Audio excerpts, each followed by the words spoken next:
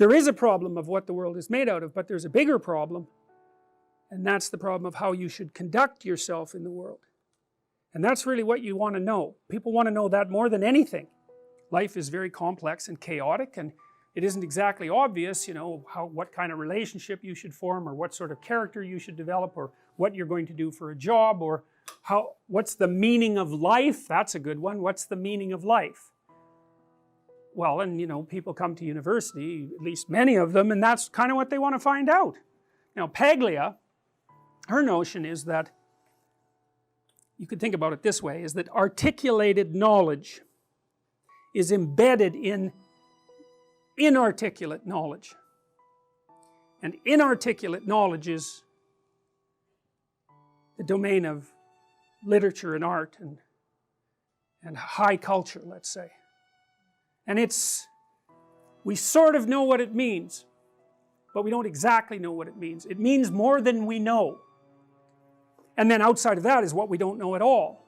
And that's an idea that Jung developed as well, and maybe Paglia picked it up from Jung, because Jung believed that, you know, there was this domain that we had mastered in every domain, and then there was a domain outside of that which you could think of as unexplored territory, and what we met unexplored territory with was our creative imagination, and that what we were trying to do with our creative imagination is to figure out how to deal with that unexplored territory. We were producing dramas that we could act out that would help us deal with what we still hadn't mastered, and then outside of that there's just what we don't know at all. And Paglia's idea, and this was Jung's idea, was that without understanding that surround, you're too atomized. You're not part of your historical tradition. You haven't incorporated the spirit of your ancestors who built all this. You're just here now. And you don't know what to do either, and you don't know how to maintain your culture, and you don't know how to serve it. You know, you might say, well, why should you serve your culture? And, well, I have a hypothesis about that. You know, you can think about this. I don't know if it's true, but people ask what the meaning of life is, and it seems to me that meaning is proportionate to the adoption of responsibility. You know, like, let's say you have a little sister who's like 3, and you're going to take care of her. Like, questioning whether that's a good idea just seems stupid. You know what I mean? It just doesn't seem like the right kind of question. It's like, well, obviously, self-evidently, let's say, that's what you do. And do you find it meaningful? It's like, probably, you know, interacting with a little kid. When I had little kids, you know, when they were like 2 or under, we took them out to see their relatives, and they were older people, and you know, they watched that 2-year-old like it was a fire. You know, every second that little kid was in the room, every single adult was focused on him or her.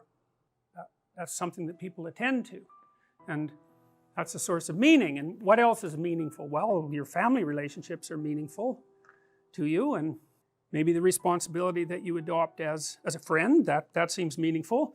Maybe your decision to pursue a particular career and be of some utility in society, you know, part of that's governed by your desire to establish some security and get ahead. It's fine, but you're also playing an integral role in the maintenance of the structure that supports you. And my observation has been that in my clinical practice is that people just have a hell of a time if they don't slot in somewhere, you know.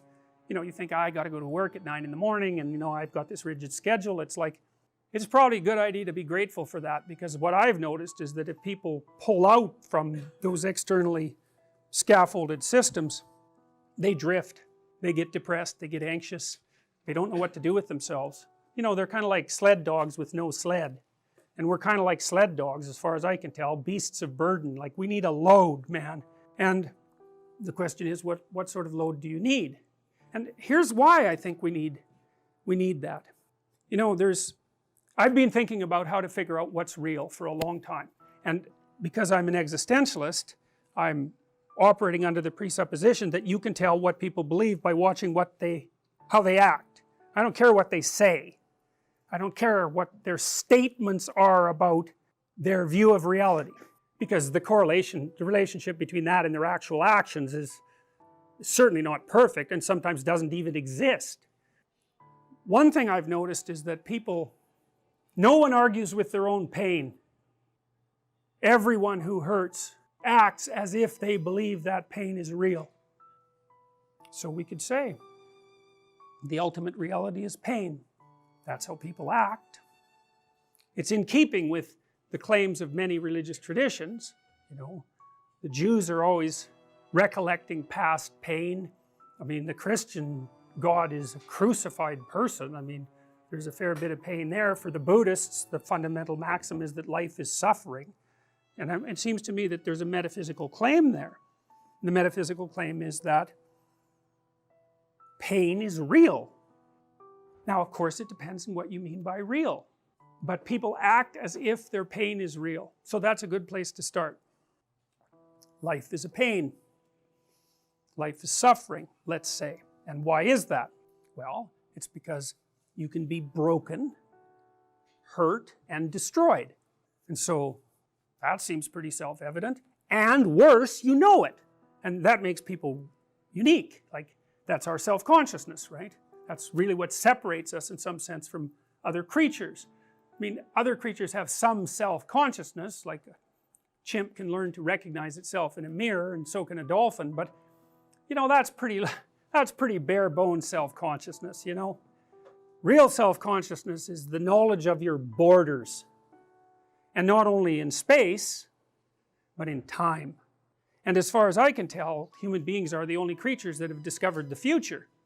And that's really good because we can plan for the future, but it's really bad because the future's finite, and that's a big shock to the old system. And it's the existential burden that everyone bears, and it's associated integrally with suffering. And so then you think, well, life is suffering, and it's finite, and that's part of the suffering. That's part of what makes you question the value of existing, and maybe the value of existence itself. So then what do you have to use as a weapon against that? Well, we talked a little bit about responsibility. That seems to work.